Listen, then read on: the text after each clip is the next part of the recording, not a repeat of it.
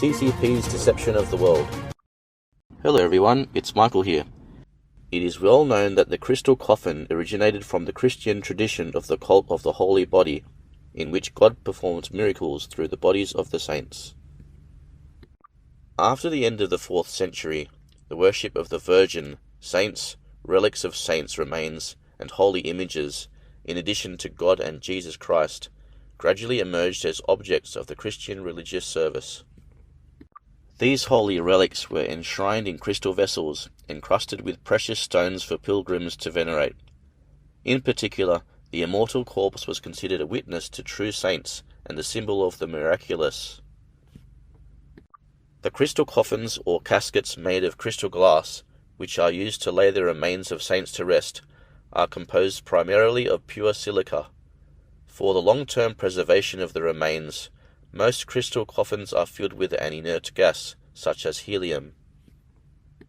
By the 21st century, there were no fewer than 103 saints whose remains have been confirmed by the Church to be incorruptible, the most famous being the French saint Bernadette. She has been dead for more than 100 years before she was canonized. The Catholic Church requested 3 times that her remains be exhumed for examination. On all 3 occasions, it was reported that the Virgin's remains were in perfect condition. The hands interlaced on the chest were perfect, and there was no smell of decomposition of the body.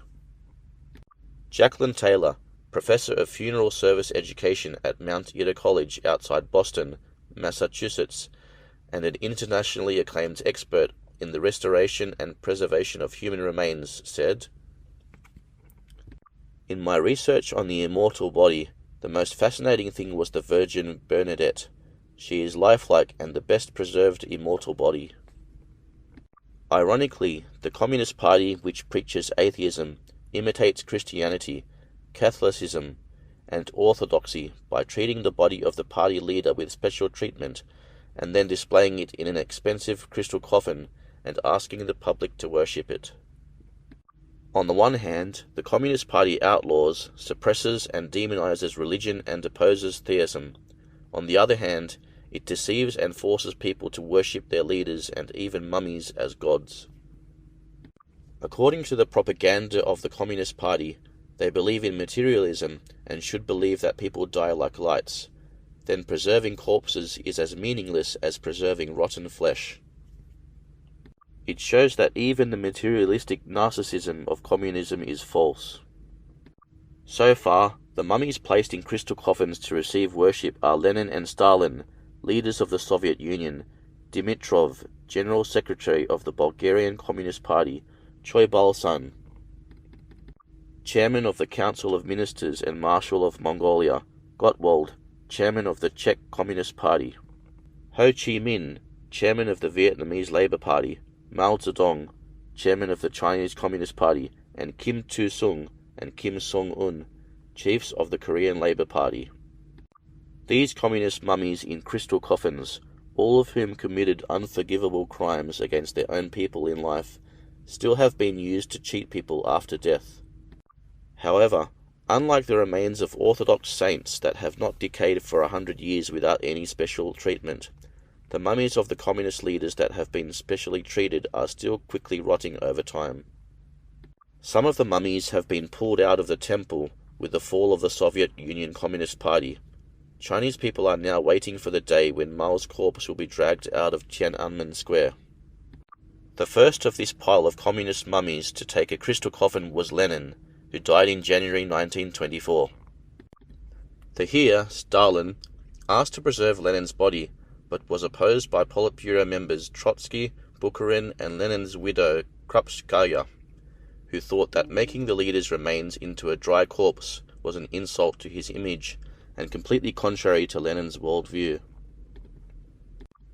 However, the Politburo eventually decided to preserve Lenin's remains. This move set a precedent for preserving the body of a party leader in a communist country. But at that time no one knew what method could be used to preserve a corpse for a long time. The Soviet Communist Party then ordered a team of anatomist Borobyov, biochemist Boris Barsky, and others to preserve Lenin's remains, with a time limit of 3 months to deliver the work. In the following 3 months, Barsky and his assistants first dissected Lenin's body, stripped his internal organs, injected the drug solution into the circumferential blood vessels, and replaced the water in the muscle tissue with the solution. Eventually, they succeeded in putting the mummy of the great mentor into a crystal coffin. Of course, the structure and manufacturing process of the coffin became the #1 state secret of the Soviet Union. The coffin was covered with a wooden structure, which was replaced by granite and marble in 1930. According to the Chinese media, both the technology and the big expenses of preserving Lenin's body made it extremely difficult. The initial small research team soon expanded into a huge institution, the Lenin Laboratory, in 1939. Dozens of top scientists worked around the clock with unlimited and discretionary funding and many first-class facilities. Their only task was to preserve Lenin's corpse. It is said that it costs more than $1 million a year to preserve this mummy. With such a huge waste of money and manpower, Lenin's tomb was closed for a long time in the years of 1930, 1934, and 1938. Officially, it was due to take care of Lenin's remains, but according to insiders, the body was decomposing. During World War II, Lenin's body was sent to Tyumen, Western Siberia, where it was hidden in an agricultural college. During this time, the corpse began to deform. By December 1943, the decay was so extensive that experts had to amputate one of Lenin's legs and part of his left limb, replacing it with a prosthetic one. In 1957, Dr. Li Zhisui, Mao's personal physician, accompanied Mao to Moscow and saw the bodies of Lenin and Stalin. The bodies were dried up. Lenin's nose and ears were so rotten that they had to be replaced by wax. A picture of the doctor's work in caring for Lenin's remains showed an even more frightening shape. Mao looked down at his own spiritual mentor, lying in a crystal coffin with an empty belly and a large hole in the lower part of his body, suffering from a large syphilis sore. In 1961, Lenin's body decayed even further. To prevent a large area of decomposition of the torso and prevent the head from rotting, Khrushchev agreed that the Soviets had to cut off Lenin's head, mount it to an artificial body, and then have the flesh cremated. It was said only 10% of Lenin's remains are now stored in Lenin's tomb. After the collapse of the Soviet Union, Russians frequently initiated proposals to move Lenin's tomb out of Red Square. They either took an anti-communist stance or explained that Lenin himself did not ask for preservation of his remains, and that his family wanted him to be buried in peace. Former Russian President Boris Yeltsin resolved in 1998 to bury Lenin and remove his tomb from Red Square on the grounds that displaying his body was un-Christian and a crime. However, his proposal did not materialize because the government said the time was not right yet. The Russian government has stopped allocating funds for the care of Lenin's body, although it has not officially stated so. Now, the Lenin Tomb Laboratory has been renamed to the Center for Research in Biological Structures and is completely self-funding the care of the remains. The center's leaders say that they may have to sell their embalming recipe to get out of the situation if they can't sustain it financially.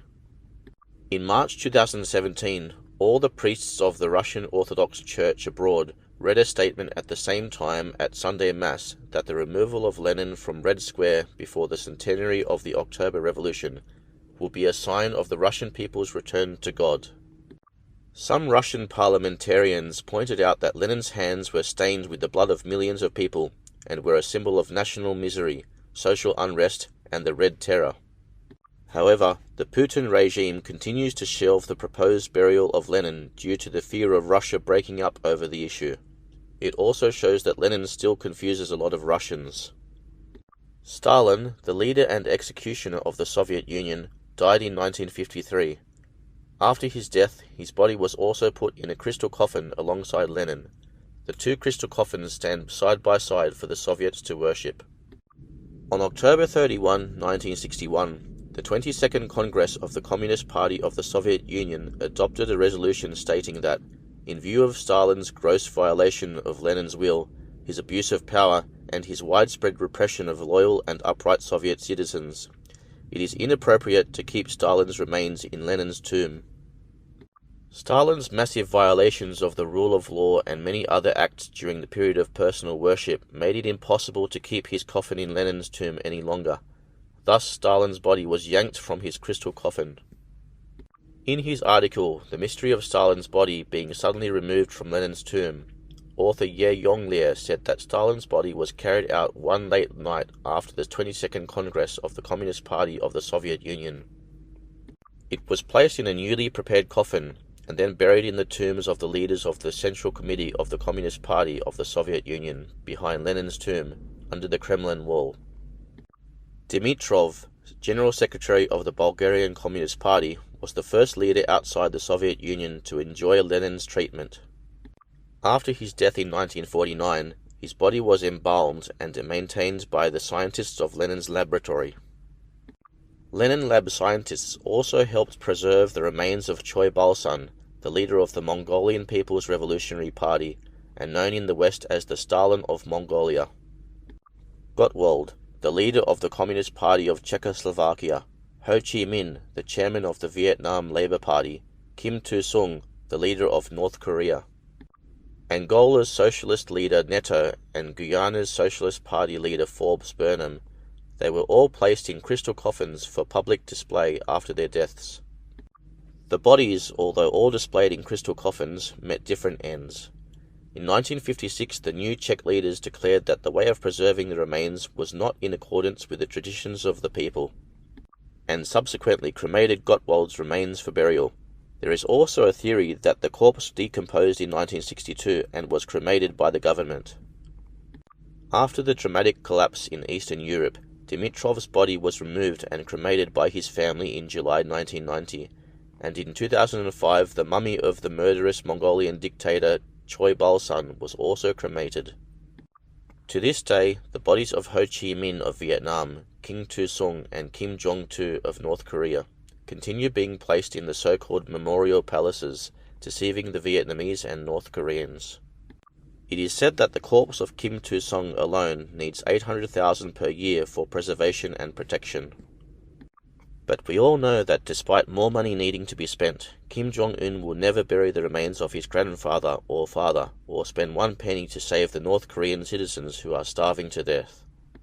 All these Communist Party leaders lying in crystal coffins are all sinners under the guise of a saint in life, but at death their rotten corpses are still used to deceive the public.